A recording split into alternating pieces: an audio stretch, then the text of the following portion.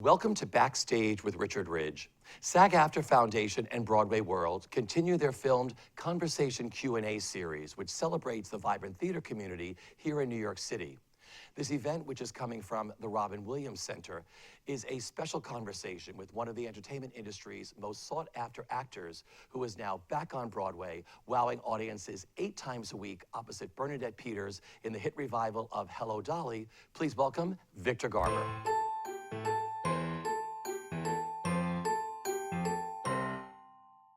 Actors are always worried. I've had many stars sit here and they'd be like, when I finish a job, I always think I'm never getting one again. Do you still have that? No. Did you ever have that? I don't. No, I don't. You know, it's sort of, I know what you mean, because most of my friends say that, and I always think, something will happen, something will turn up. I mean, I mean, I may not be, I'm just hoping it's a job I want to do. You know, because there's often, it's like, well, I can't do that.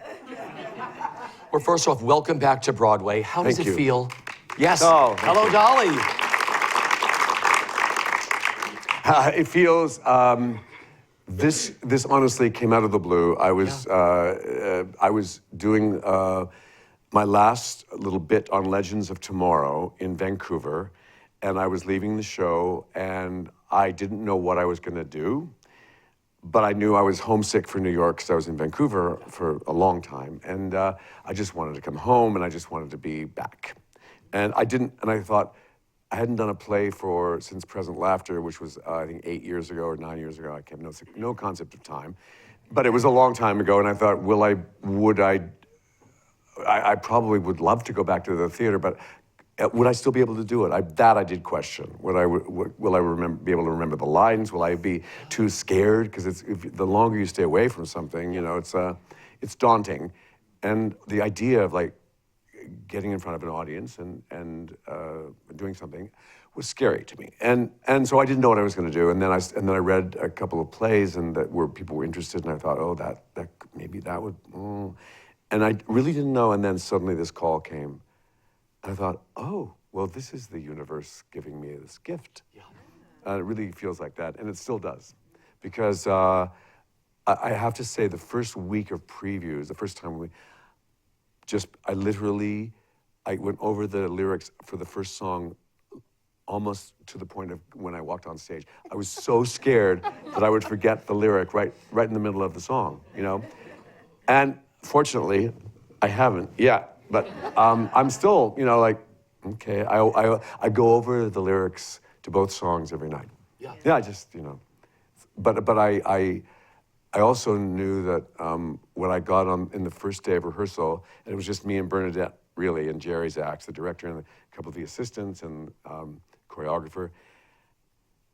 And I thought, oh, I remember this feeling. This is what I do. And I'd forgotten that. And because, you know, when I left to go do all these television things, I'd been doing so many plays that I was also tired of that. So it's like anything, you know, you have to take breaks, and I'm very glad I'm back. So when you knew you were going back into Hello, Dolly, did you have a fear of singing again? Yes. I always have a fear of singing. I have a fear of singing tonight. As you can hear, I've been dealing with these allergies we were talking about. Which one's upstairs? I don't know what's going on, and it's too boring, and we're not even going to discuss it. However, it's a phlegm thing, and it's just driving me nuts. Yeah. So I'm grateful I'm just grateful when I can get through it. Yeah. Mm-hmm. How much fun is it playing Horace Vandergelder? It's a lot of fun. I didn't really know. I mean, I hadn't seen the show. Once I knew I was doing it, David is a good friend of mine, but I was in Vancouver, and I of course, you know, you couldn't get a ticket when it opened with Bette and David. And but when I got back, about 6 weeks before rehearsals, I got to see it. And I was just blown away by the production, by them. They were spectacular. And I just couldn't believe I was going to have this opportunity. And also, it's not a killer role. Like there are breaks. Bernadette has she's never stops. But Horace, I can sit down for 10 minutes and, you know, I don't smoke, but but that's the cliche. So I was grateful that it wasn't going to be, that I didn't have to carry it. Yeah. What is wrong with my voice? It's everybody's, and we were talking upstairs. Yeah. Well, hopefully by 8 o'clock I'll be back. So no, and it's Bernadette and I knew each other, had known each other for years, and had never really worked together except in Cinderella. We had we crossed in the palace scene. We crossed paths, but we didn't have anything to do together. But now we do. Now we are joined at the hip, and it's it's a joy to be with her. Yeah, so I was going to ask you, what is it like working with her? One of the greatest stars we have, so nice, one of the loveliest people you'll ever meet besides her talent. Yeah, she's everything you hope and more. She's amazing. She's inspiring because she is always working, making something better, trying to, coming up with something new, and and we're very much on the same page about how we want to do the show and our belief in what this is about and the relationship, and so it's been a joy. And Jerry Zaks, who I've worked with many times, this is one of the best things I've done with him, I think. I feel like he sort of guided me in a very generous way, never imposed anything from the show that was there. I mean, obviously, it's Hello, Dolly, so it's there are requirements, but in terms of the interpretation, it was very much our own journey. Because I love that, because I was going to ask you, what's it like stepping into an already existing production or train that's running down the track, and it's the two stars that go in? Well, I think it's easier, I mean, in the way we, and also the Scott Rudin, the producer, they were so generous with the time, and they really went all out to make us feel comfortable. And that made a huge difference, So I remember the first put in, one of the stage guys said, "Boy, I've never seen a put in like this." It's like everybody. They closed down the show for 5 days, and we had full tech rehearsals in the theater, which is unheard of, really. Never happens. Never happens, and the entire cast was there. So really, it was sort of like a normal production with technical rehearsals. It was amazing. Yeah, that's wonderful. Jerry Zaks, you were talking about him, one of the greatest directors of all time. Yeah. What makes him such a great director and sought-after director to work with? He's really smart. Yeah. He's really funny. He knows, and he knows what he wants. Sometimes it's not always the same thing, for an actor. But for me, I have loved everything I've done with him. Which the first thing was Wenceslas Square at the Public Theater, which was a Larry Shue play that was sort of about the Prague Spring, and it was it's a beautiful play, and I played like 5 different people, I think, and that was, we just had this great time, and then Lend Me a Tenor, and then Assassins. So he's been, we just fit very well. He just has a great eye, I mean, this production, when you see it, it is so beautifully done. It's everything you want it to be and more, Yeah, just a brilliant director. I'd like to go back to the beginning. Growing up, where did your love for performing begin, and what were your earliest creative outlets?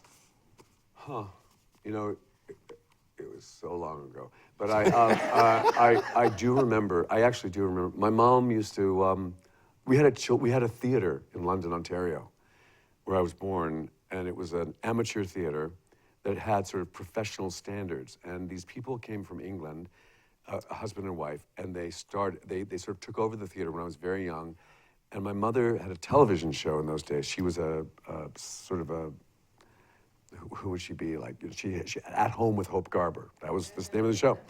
And she interviewed, people from the local celebrities and people who were, new in town. And so she interviewed this man, Peter Deering, and he was starting this new program at the London Little Theatre for children's theater program.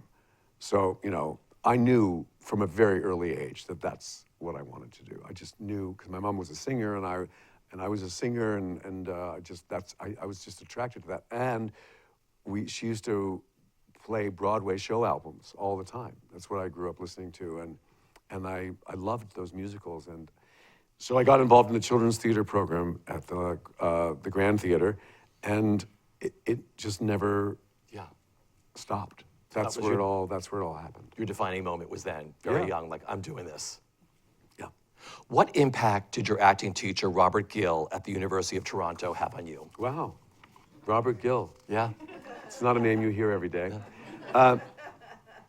It was a summer theater course at the Hart House, University of Toronto. I was a high school dropout.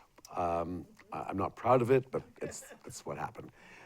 When I was 15, I wrote, I saw this summer theater 6-week program on a pamphlet or somewhere. I don't know where I saw it, but I filled out the form and I lied about my age, because you had to be, I think, at least 18 or at least 16. I don't know. Anyway, I was too young.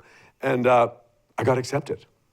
Just like, then I told my parents that they had to finance me.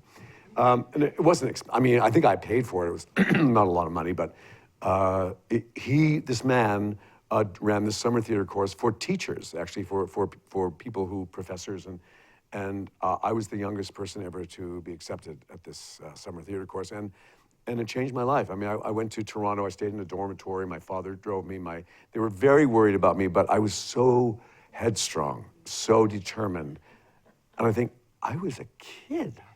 I look at people my age now and I think, I can't believe I did that. But at the time, there was no question, foolish or not, it was what I was going to do. And so that man really started me, on a professional track, really. Yeah. That's great. You have this wonderful stage, film, and television career. So let's just chat about some of the highlights and just tell me what comes to mind, a story or a great memory. I have trouble with favorites. Oh, you have? Okay, Oh, yeah, Dory, you're in you good tell hands. me, good, because Godspell fans. Oh.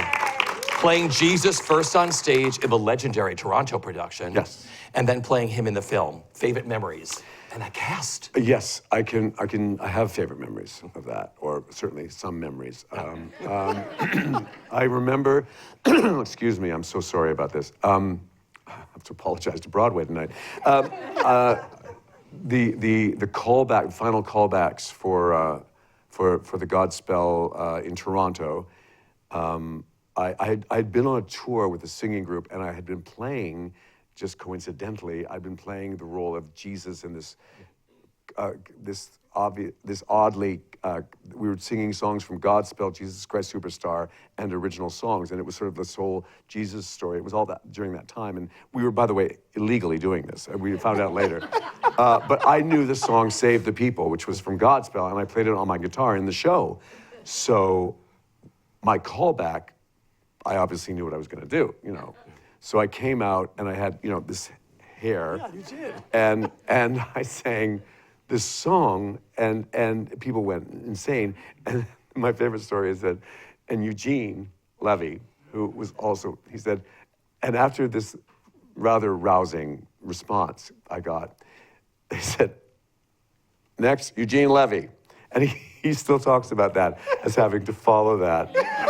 And he does an imitation of that, of his face, when he realized he would, and he got up and, of course, he got the role, but it just makes me laugh to this day. But, and what I remember, one of the things I remember vividly is this young woman, she wasn't that young, skipping across the stage, singing Zippity-Doo-Dah with pigtails, and it was Gilda Radner. And everybody was like, first of all, what is she doing? Yeah. And then everyone just melted. She was as adorable and as funny as anyone I've ever known. And I think the thing that I could say mostly about her is that she was never funnier than sitting at a table at dinner. Never funnier. She was an angel. Paul Schaefer was your musical director on that, right? Paul Schaefer was at the audition for the callbacks, playing for somebody for the audition. He was like, they brought their own accompanist, and they had the guy who was there for everybody else, and so this girl got up to sing, and Paul sat down and started playing the piano, and Stephen Schwartz was sitting there and literally said to somebody, "Who's that?" and went over and hired him to be the musical director. From that moment. He was so obviously like nobody else. Yeah. You know? And doing the film, because didn't you shoot like on the World Trade Center when it was going up or something? Yeah, we down shot there? on. Yeah, we danced on top of the World Trade Center, Wow. just before it was completed. Yeah. Yeah, it was something. It's hard to believe. It's hard to believe that we did that. Yeah. But it was. Yeah, we shot all over New York. I mean, the part of the great thing about that movie is it's like a New York. It's a travelogue, you know, and it's beautiful. And because the premise of the story is that when Jesus comes into the picture, New York the people disappear, and it's just these band of followers. So we're all everywhere we go, it's empty, and we shot on Saturdays and Sundays, and so it was really hard to do that, but it was very special. Yeah.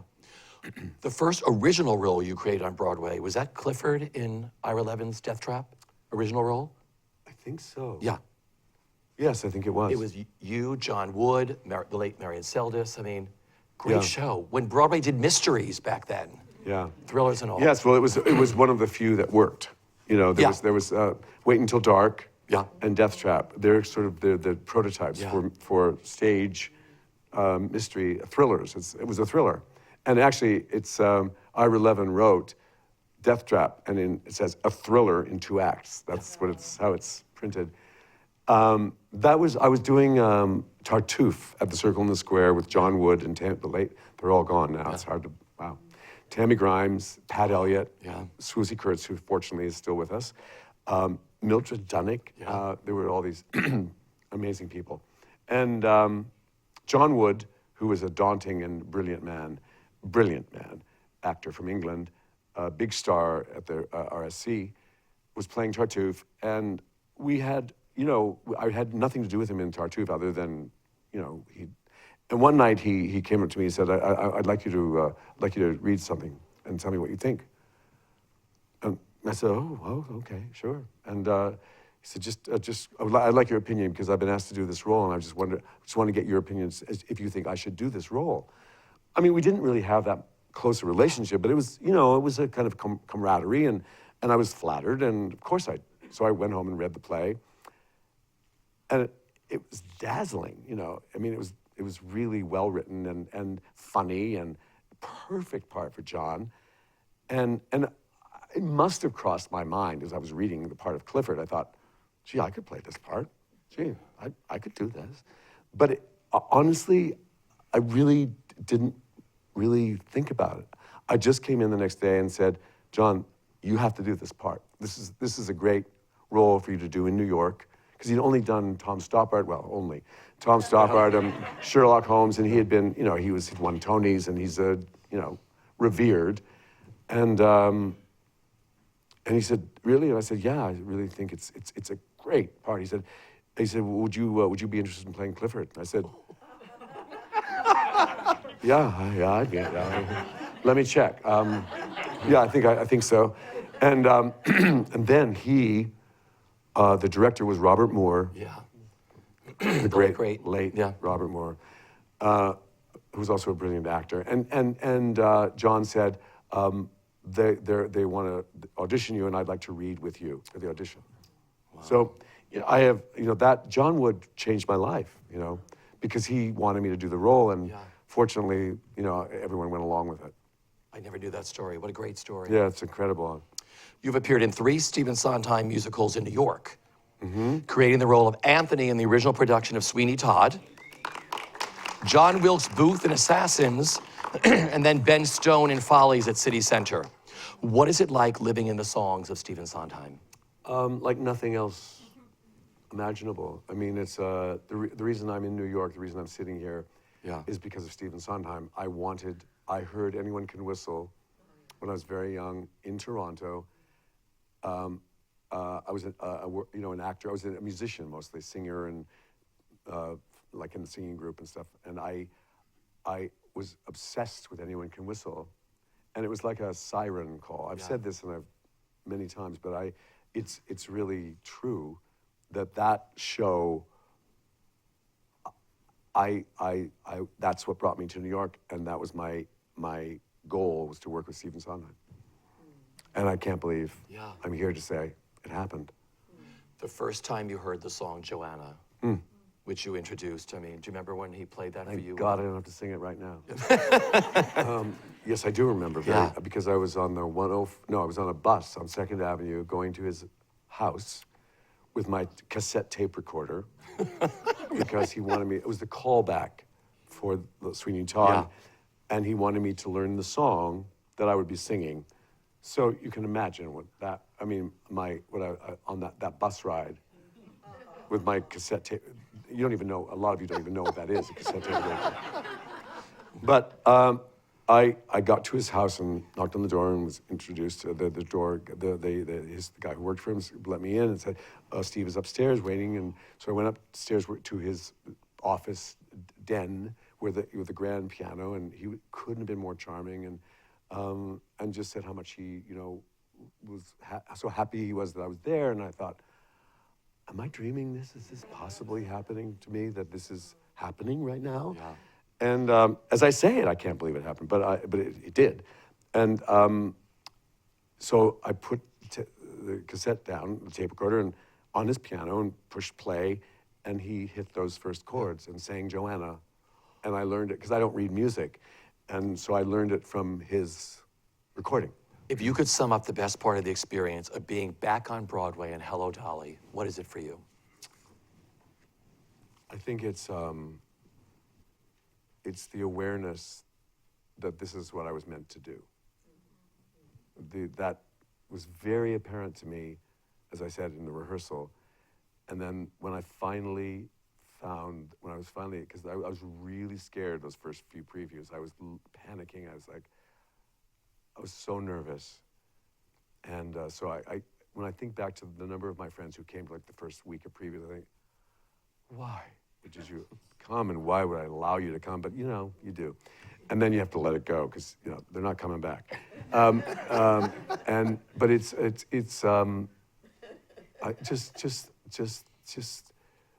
there's not. I'm so grateful to have been able to have this life to fulfill what I really wanted to fulfill, and still doing it. And that's been the greatest thing about doing Hello, Dolly. I mean, I feel like it's been a gift for me from everyone that came together to offer me this role. Yeah. My final question is, what is the best bit of advice that you've been given, either personally or professionally, that you live by? Oh, that's hard, I mean, it's kind of what I try to do every day, which is to, you have to give up control. You can't control anything except your own responses to things. You can't control anyone. You can't fix anyone. You can't make something happen. All you can do is just trust yourself and let it go, and don't and learn from the experience. Every opportunity is an experience. That's my lesson. Beautiful. That's great advice. This has been an absolute masterclass. I have known you for a long time. Everybody takes things away from me. Maybe I should charge for this.